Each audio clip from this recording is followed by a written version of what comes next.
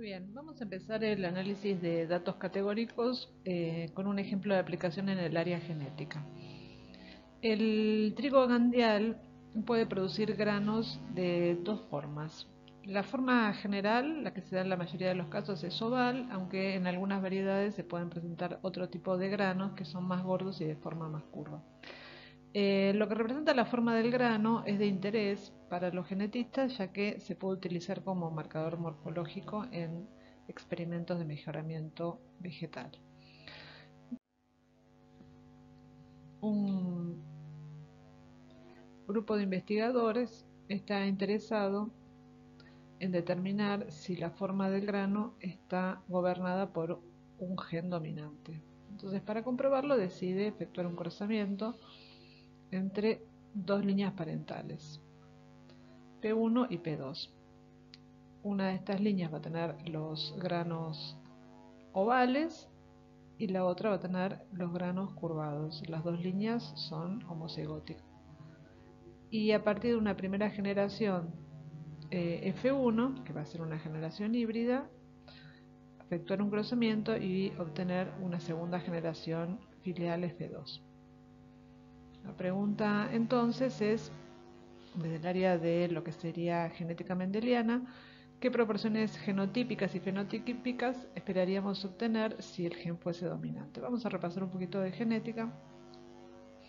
Y básicamente lo que tenemos acá es un cruce entre monohíbridos y lo que podemos entonces reforzar es la idea de que si nosotros cruzamos entonces plantas con el grano oval, vamos a suponer que oval es dominante con el grano curvo, ambos homocigotas, vamos a obtener una generación F1 donde todos van a ser heterocigotas y vamos a obtener un 100% de descendencia con el mismo fenotipo y el mismo genotipo, que bajo la hipótesis de que la forma oval es dominante serían todos ovales.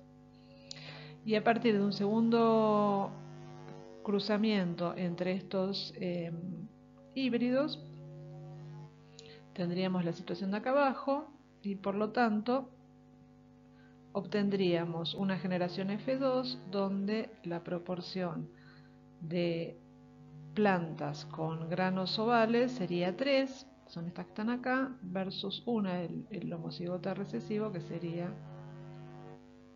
curva. Fíjense que entonces tenemos una proporción en la descendencia F2 genotípica de una homocigota dominante, dos heterocigotas y un homocigota recesivo, mientras que si hablamos de fenotipos tendríamos la relación sería de 3 plantas con grano oval por cada una planta con grano curvo.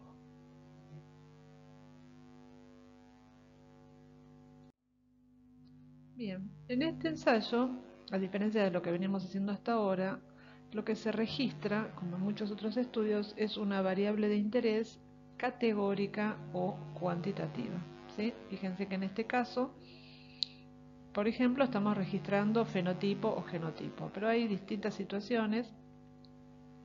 Acá si los clasificamos según genotipo podemos tener entonces lo que vimos recién, 3 resultados posibles, 3 categorías distintas. Si los clasificamos según el fenotipo podemos tener 2 categorías, grano oval o grano curvo. Entonces estamos hablando de situaciones donde la variable de interés es cualitativa, no cuanti, y que puede tomar 2 o más resultados posibles. Esto responde a lo que se conoce como un experimento multinomial. Vamos a ver las particularidades. En un experimento entonces multinomial tenemos n ensayos idénticos.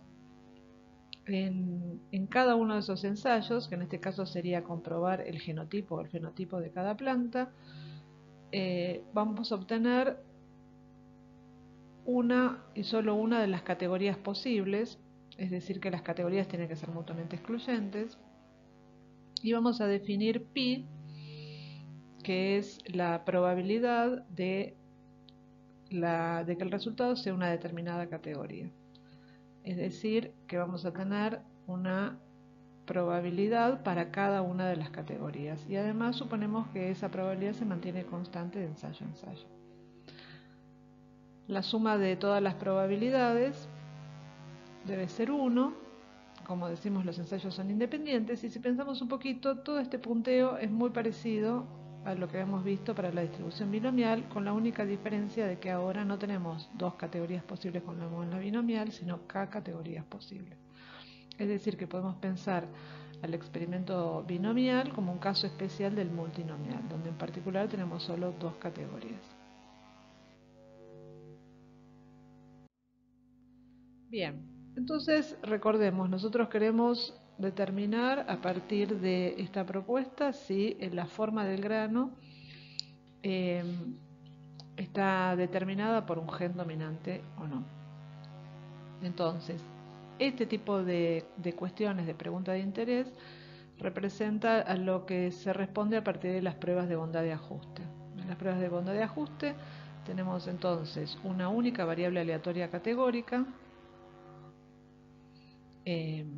fenotipo o genotipo en este caso, y como ya dijimos, cada elemento de la población se le va a asignar una y solo una de estas categorías.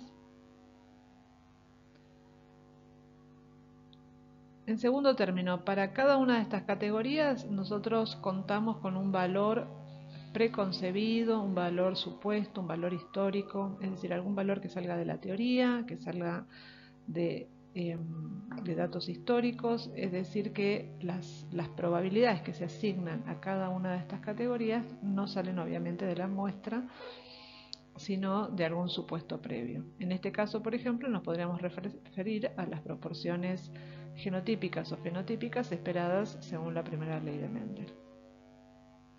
En estas pruebas entonces, a continuación, a partir del postulado de las proporciones, se extrae una muestra y se determina la frecuencia con que se observó cada una de las categorías en esa muestra, y a partir de eso vamos a plantear nuestra prueba de hipótesis, donde, como ya dijimos, vamos a hacer afirmaciones sobre las probabilidades de cada una de las categorías.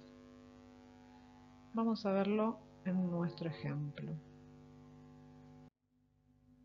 Vamos entonces a efectuar la prueba de hipótesis que nos permita determinar si el gen que condiciona la forma del grano en Triticum aestivum es o no dominante. Para eso nos vamos a centrar en las proporciones fenotípicas, ya que son de determinación inmediata. Esto es la forma del grano en las plantas de la generación F2. Entonces, podemos identificar dos escenarios posibles, que son que el gen sea dominante o que el gen no sea dominante. Una de estas situaciones va a estar postulada en la hipótesis nula. Y siguiendo la lógica de lo que son los planteos de las hipótesis, recordemos que la hipótesis nula es la que mantiene la igualdad. Entonces, en este caso, lo que nosotros tenemos como igualdad son las proporciones fenotípicas o probabilidades esperadas según la primera ley de Mendel. Entonces podemos pensar una hipótesis nula donde la hipótesis verbal es que el gen que determina la forma del grano es dominante, y esto expresado en términos estadísticos sería que la probabilidad de que al extraer una planta de la generación F2 su grano sea oval es de 0,75. Esto es porque recordemos, si la proporción fenotípica es de 3 a 1, quiere decir que por cada 3 plantas con grano oval tenemos una con grano curvo, es decir, 3 de cada 4 plantas, es decir, 0,75 sería la proporción. La hipótesis alternativa propone lo contrario, y entonces el gen que determina la forma del grano no es dominante y la proporción fenotípica no es 3:1, es decir, que la probabilidad de grano oval es diferente de 0,75. Fíjense que no es necesario incluir en la hipótesis la probabilidad propuesta para la otra categoría, para grano curvo, ya que queda, al ser solo dos categorías, queda unívocamente determinada. Bien, como en cualquier prueba de hipótesis, el siguiente paso es fijar el nivel de significación. Vamos a fijarlo en 5%. Y el siguiente paso es obtener los datos. Entonces, el investigador efectúa el ensayo, extrae una muestra de 973 plantas de F2 y cada una de esas plantas fue clasificada según el tipo de grano, si era curvo o si era oval. Y se identificaron 713 plantas con grano oval y 260 con granos curvos. El siguiente paso entonces va a consistir en contrastar las frecuencias observadas, obtenidas a partir del muestreo, con las frecuencias que se esperaría observar si el gen fuese dominante, es decir, bajo el supuesto de la que hipótesis nula fuese verdadera. Para eso vamos a calcular las esperanzas de las frecuencias bajo H0. Fíjense, acá armé una tablita donde tenemos las dos categorías de forma, oval y curvo, y vamos a especificar en cada caso las frecuencias. Entonces, frecuencias observadas, dijimos que en el muestreo se observaron 713 con forma oval, mientras que con forma curva encontramos 269. Y acá tenemos el total de las 973 plantas. A continuación vamos a poner la probabilidad propuesta para cada una de estas categorías. Y habíamos dicho que proponíamos una relación 3:1, con lo cual teníamos una probabilidad de 0,75 de grano oval y una probabilidad de 0,75 para grano curvo. ¿Sí? Estas categorías son excluyentes y la suma de las probabilidades obviamente debe dar 1. Y a continuación vamos a calcular la esperanza de las frecuencias. Esto es, si se mantuviese exactamente la probabilidad predicha según la primera ley de Mendel, ¿cuántas plantas con semillas ovales esperaríamos haber obtenido en la muestra de 973? Para ello, fíjense, lo que estamos haciendo es utilizar esta expresión, que es la esperanza en una distribución multinomial, y esto viene de multiplicar la cantidad del tamaño de la muestra por cada una de las probabilidades propuestas en la hipótesis nula. Es decir, que para sacar esta primera esperanza de grano oval, lo que vamos a hacer es multiplicar 0,75 por 973, que es el n. ¿Sí? Si hacemos esa cuenta, nos va a dar 729,75. Mientras que para la esperanza de las frecuencias de granos curvos, lo que vamos a hacer es multiplicar la probabilidad, que es 0,25, por el total de plantas, y eso nos da tanto como 243,25. Obviamente la suma de estas dos esperanzas nos tiene que dar 973. Bien, entonces a partir de esto nuestra pregunta va a ser tratar de cuantificar la diferencia entre las frecuencias observadas y las esperadas. Eso lo vamos a hacer a partir de un estadístico. Fíjense que acá representé gráficamente, en naranja están las observadas, en blanco las esperadas, y vemos que existe cierto nivel de discrepancia, no parece demasiado relevante, pero la pregunta es si esta diferencia es estadísticamente significativa. Bien, entonces para ello debemos entrar en el cálculo de probabilidades de un valor P que nos va a indicar cuán probable es encontrar una discrepancia de esta magnitud, inclusive mayor, si fuese cierta la hipótesis nula, es decir, si el gen fuese dominante. Para ello, como medida de las discrepancias, vamos a usar este estadístico, el estadístico chi cuadrado de Pearson. En el cálculo de este estadístico, fíjense, se utilizan la ecuación consiste en calcular la diferencia entre observado y esperado. Se entiende que esto es una medida de la discrepancia entre la teoría, que sería lo esperado, y lo que ocurrió en el muestreo, que sería lo observado. Estas desviaciones se elevan al cuadrado, y de esta manera vamos a tener al sumarlas vamos a tener una idea de la magnitud de las diferencias. Pero cada una de estas desviaciones se divide por la esperanza de las frecuencias, de manera de relativizar estas desviaciones con respecto a lo que se espera. Este estadístico chi cuadrado de Pearson, fíjense que en el supuesto caso que las observadas y las esperadas fuesen idénticas, esto implicaría claramente un cumplimiento de la proporción 3:1. El estadístico tendría un valor de 0, que es el mínimo valor que puede tomar, ¿sí? Esto no puede tomar valores negativos. Mientras que cuanto mayor es la discrepancia entre lo observado y lo esperado, el estadístico va tomando valores cada vez mayores. Bien, para establecer cuán probable es un determinado valor de estadístico chi cuadrado, bajo el supuesto entonces de cumplimiento del H0, tenemos que usar la distribución de probabilidades que tiene un único parámetro que son los grados de libertad. Los grados de libertad del H cuadrado se calculan en este caso de pruebas de bondad de ajuste como K-1, es decir, como el número de categorías menos 1. Vamos a ver cómo los grados de libertad afectan a la distribución chi cuadrado. Acá está la distribución teórica. Fíjense que, como les decía recién, la distribución chi cuadrado no puede tomar valores negativos. Es una distribución cuya forma es asimétrica hacia la derecha. No hay una única distribución, como es el caso de la normal estándar, sino que hay infinitas distribuciones, infinitas curvas, y cada una de esas curvas está caracterizada por un único parámetro que son sus grados de libertad. Entonces fíjense que a medida que aumentan los grados de libertad, la distribución se va corriendo hacia la derecha y se va haciendo más simétrica. Bien, entonces en este caso nosotros estamos frente a una distribución chi cuadrado con un único grado de libertad, porque tenemos dos categorías, grano curvo o grano oval. Por lo tanto, 2 menos 1 nos da un grado de libertad. Vamos a calcular entonces el valor P. Fíjense que para calcular el valor P, calculamos el valor del estadístico.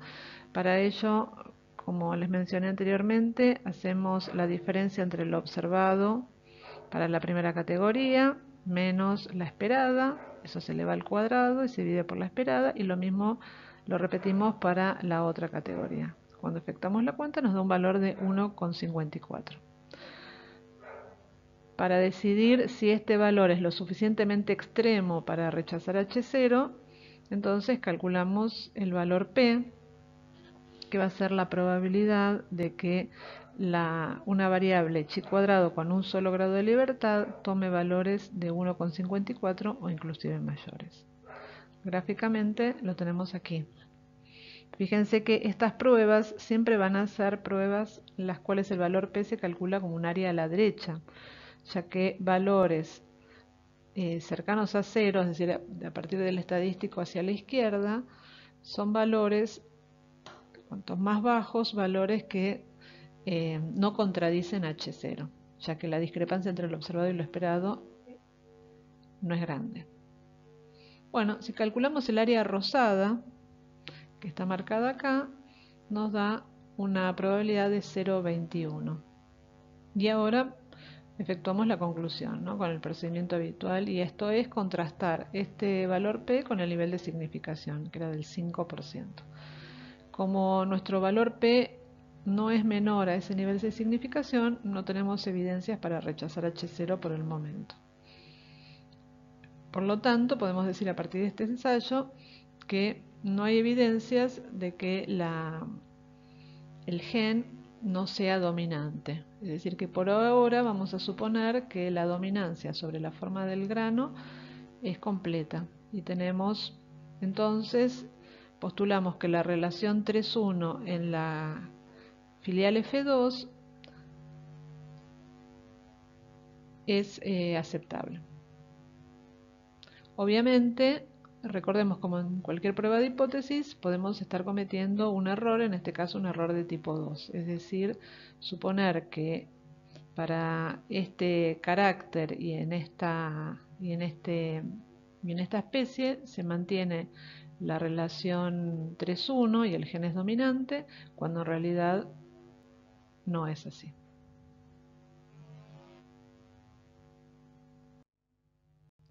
un último comentario para estas pruebas de bondad de ajuste y que son las restricciones que condicionan la validez de la inferencia efectuada.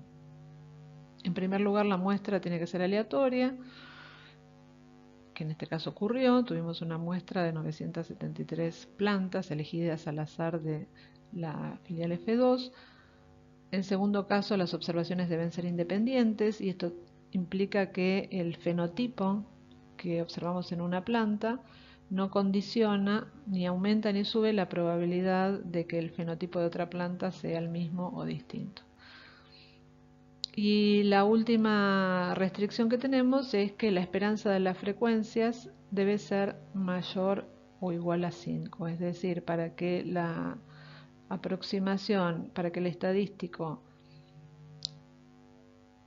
la aproximación asintótica de la distribución chi cuadrado al estadístico que calculamos sea válida, necesitamos tener al menos una frecuencia esperada de por lo menos 5 para todas las categorías.